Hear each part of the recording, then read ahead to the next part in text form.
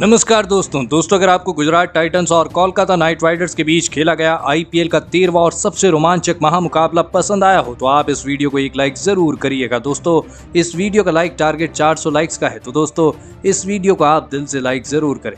दोस्तों आईपीएल 2023 के 13वें और एक और सबसे रोमांचक महामुकाबले में आईपीएल इतिहास की दो बड़ी टीमें एक दूसरे से भिड़ी। इस बार राशिद खान की गुजरात टाइटंस के सामने नीतीश राणे की कोलकाता नाइट राइडर्स की टीम खड़ी थी। इस रोंगटे खड़े कर देने वाले महामुकाबले में गुजरात के कप्तान राशिद खान ने टॉस जीता और पहले बल्लेबाजी का फैसला लिया और कोलकाता की टीम को पहले गेंदबाजी के लिए आमंत्रित किया। उसके बाद रनों की बारिश करने के इरादे से गुजरात के दो दिग्गज ओपनर बल्लेबाज मैदान में उतरे। रिद्धिमान साहा और शुभमन गिल के कंधों पर इस महामुकाबले में अपनी टीम को एक विस्फोटक ओपनिंग शुरुआत दिलाने की बड़ी जिम्मेदारी थी और फिर गुजरात की इस ओपनिंग जोड़ी ने मैदान में आने के साथ ही अपनी टीम के लिए शानदार प्रदर्शन करना शुरू कर दिया।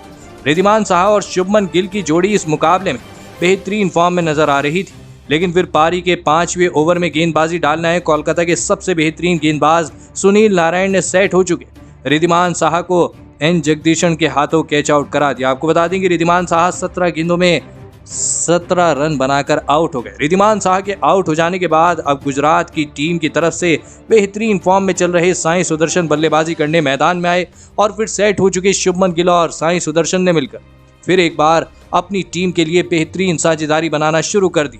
इस मुकाबले में शुभमन गिल के बल्ले से लगातार रन निकल रहे थे, तो वहीं उनका साथ दे रहे साई सुदर्शन भी फॉर्म में नजर आ रहे थे। दोनों ही खिलाड़ियों ने अब देखते ही देखते अपनी साझेदारी मजबूत कर ली थी। शुभमन गिल के साथ साथ साई सुदर्शन भी अपने बल्ले से आसानी से रन बटोर रहे थे। आपको बता दें कि साई सुदर्शन और शुभमन गिल की साझेदारी के चलते अब कोलकाता की गेंदबाजी दबाव में थी।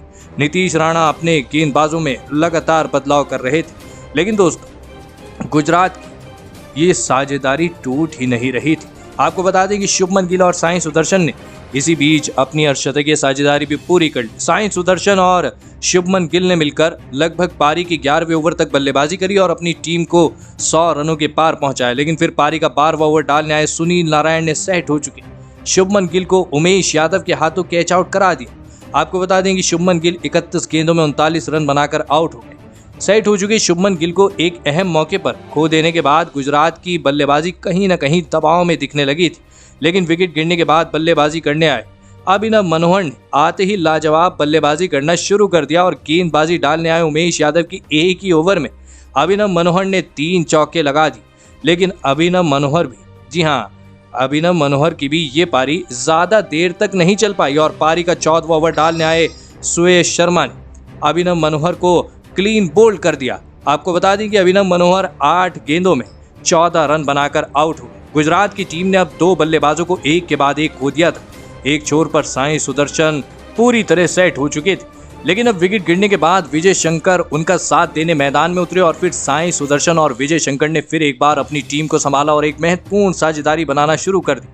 आपको बता दें कि साई सुदर्शन और विजय शंकर की ये साझेदारी गुजरात की टीम के लिए एक अहम मौके पर सबसे बेहतरीन प्रदर्शन करके दिखा रही थी। सेट हो चुके साई सुदर्शन अपने बल्ले से लगातार बड़े शॉट खेल रहे थे और फिर इसी बीच साई सुदर्शन अपना अर्धशतक पूरा कर लिया। आपको बता दें कि सुदर्शन और विजय शंकर ने मिलकर लगभग पारी के 17वें ओवर तक बल्लेबाजी करी और अपनी टीम को 153 रनों तक पहुंचाया, लेकिन फिर पारी का 18वां ओवर डालने आए सुनील नारायण ने सेट हो चुके साई सुदर्शन को अनुकूल रॉय के हाथों कैच आउट करा दिया। आपको बता दें कि साई सुदर्शन 38 गेंदों में 53 रनों की शानदार पारी खेल आउट हुए, लेकिन साई सुदर्शन के एक गलत मौके पर आउट हो जाने की वजह से अब गुजरात की पूरी टीम बैकफुट पर चली गई थी। कोलकाता की टीम ने इस मुकाबले में वापसी कर ली थी। साई सुदर्शन के आउट हो जाने के बाद अब कोलकाता की गेंदबाजी को लगा कि गुजरात की ये पारी 170 रनों पर ही सिमट जाएगी, लेकिन सेट हो चुके विजय शंकर तो कुछ और ही सोचकर मैदान में आए थे। जी हाँ, उन्हें कुछ और ही मंजूर था और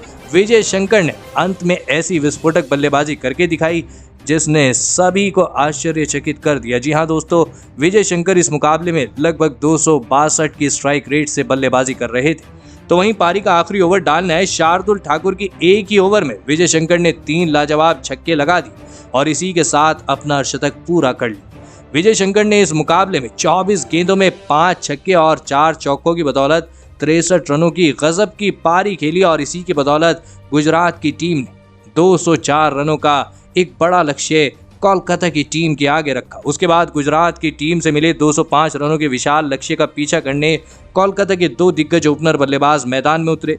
रहमानुल्लाह गुरबाज और एन जगदीशन के कंधों पर इस बड़े लक्ष्य का पीछा करते हुए कोलकाता की टीम को एक विस्फोटक ओपनिंग शुरुआत दिलाने की बड़ी जिम्मेदारी आ चुकी थी, लेकिन कोलकाता की इन उम्मीदों को पारी की शुरुआती ओवरों में ही गुजरात की तेज गेंदबाजी ने तोड़ दिया और पारी का तीसरा ओवर डालने आए मोहम्मद शमी ने रहमानुल्लाह गुरबाज को यश दयाल के हाथों कैच आउट करा दिया। आपको बता दें कि रहमानुल्लाह गुरबाज 12 गेंदों में 15 रन बनाकर आउट हो गए।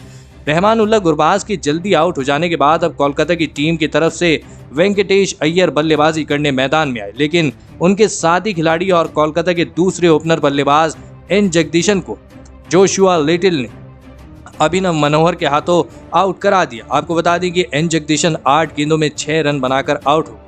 गुजरात की गेंदबाजी ने कोलकाता के दोनों ही ओपनर बल्लेबाजों को लगातार आउट कर दिया था। कहीं ना कहीं अब कोलकाता की बल्लेबाजी दबाव में थी, लेकिन विकेट गिरने के बाद अब कोलकाता के कप्तान नीतीश राणा, जी हाँ, बल्लेबाजी करने मैदान में आए और फिर विकेट गिरने के बाद बल्लेबाजी करने आए नीतीश राणा ने वेंकटेश अय्यर के साथ मिलकर फिर एक बार कोलकाता की कमजोर पड़ चुकी पारी को संभाला और गुजरात की गेंदबाजी की, जी हाँ, गुजरात की गेंदबाजों के आगे एक महत्वपूर्ण साझेदारी बनाना शुरू कर दी। नीतीश राणा और वेंकटेश अय्यर की ये जोड़ी कोलकाता की टीम के लिए बेहतरीन प्रदर्शन करके दिखा रही थी। खास करके दोस्तों वेंकटेश अय्यर इस मुकाबले में विस्फोटक अंदाज से बल्लेबाजी कर रहे थे। आपको बता दें कि वेंकटेश अय्यर और नीतीश राणा की साझेदारी ने गुजरात की गेंदबाजी पर दबाव बहुत ही ज्यादा बढ़ा दिया था।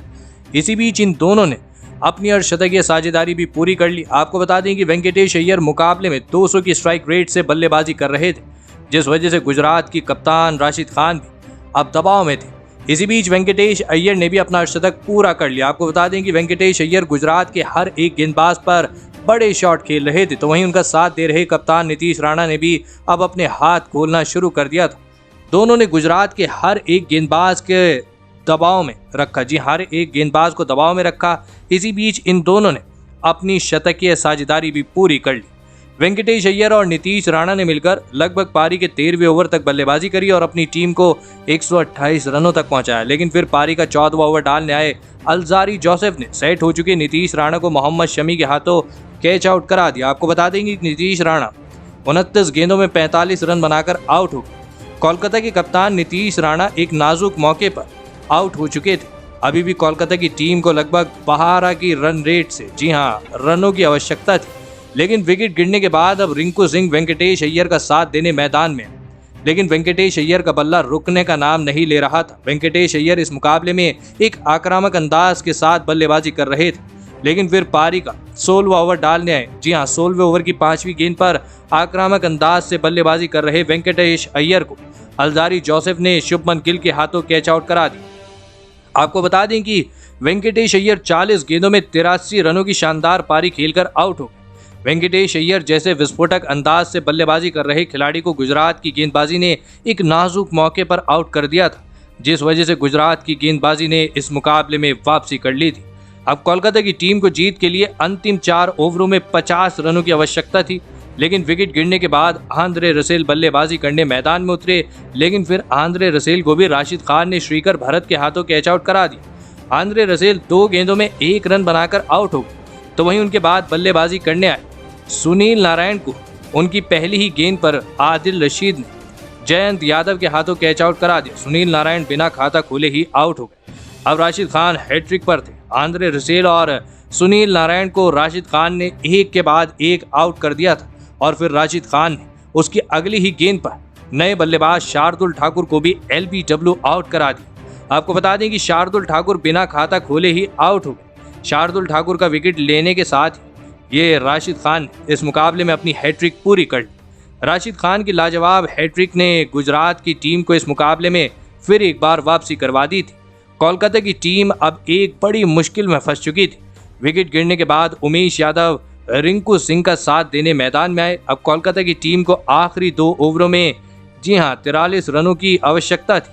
अब कोई चमत्कार ही कोलकाता की टीम को इस मुकाबले में जीत दिला सकता था, लेकिन पारी का 19वां ओवर डालने आए, जी हाँ, जोशुआ लिटिल की इस ओवर में पहले 4 गेंदों पर रिंकू सिंह को कुछ ज्यादा रन नहीं मिले, लेकिन अंतिम 2 गेंदों पर रिंकू सिंह ने 1 छक्का और चौका लगाया। इस वजह से अब कोलकाता की टीम को जीत के लिए 6 गेंदों में 29 रनों की आवश्यकता थी। अब कोलकाता की टीम को इस मुकाबले को जीतने के लिए अंतिम ओवर में 5 छक्कों की जरूरत थी।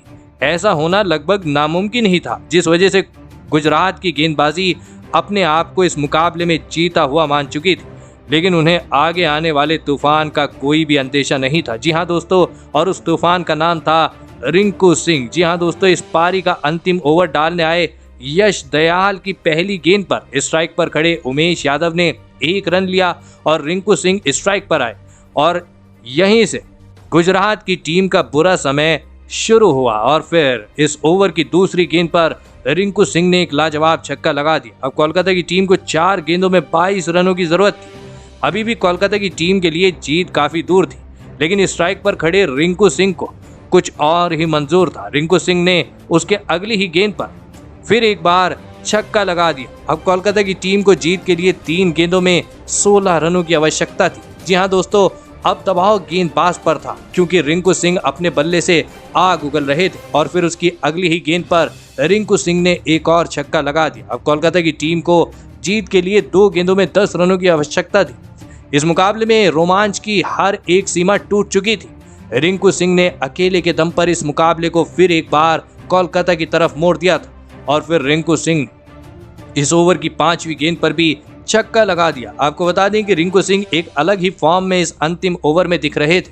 मुकाबला पूरी तरह बदल चुका था, क्योंकि अब कोलकाता की टीम को जीत के लिए आखिरी गेंद में 4 रनों की आवश्यकता थी और फिर रिंकू सिंह ने इतिहास रच दिया और इस ओवर की आखिरी गेंद पर 5वां छक्का लगाते हुए कोलकाता की टीम को इस रोंगटे खड़े कर देने वाले मुकाबले में 3 विकेट से जीत दिला दी। जी हाँ दोस्तों, इस मुकाबले के आखिरी ओवर में रिंकू सिंह ने 5 छक्के लगाए। एक समय पर पूरी तरह हार चुकी कोलकाता की टीम को रिंकू सिंह ने अकेले के दम पर इस मुकाबले में जिता दिया। दोस्तों, रिंकू सिंह ने इस मुकाबले में 21 गेंदों में 48 रनों की शानदार पारी खेली, जहां पर उन्होंने 6 छक्के लगाए, जिसमें से 5 छक्के तो आखिरी ओवर में आए। तो दोस्तों, आप रिंकू सिंह की इस अविश्वसनीय और गजब की बल्लेबाजी के लिए उन्हें 10 में से कितने अंक देना चाहेंगे? आप अपनी राय नीचे कमेंट में देना बिल्कुल भी मत भूलें। धन्यवाद।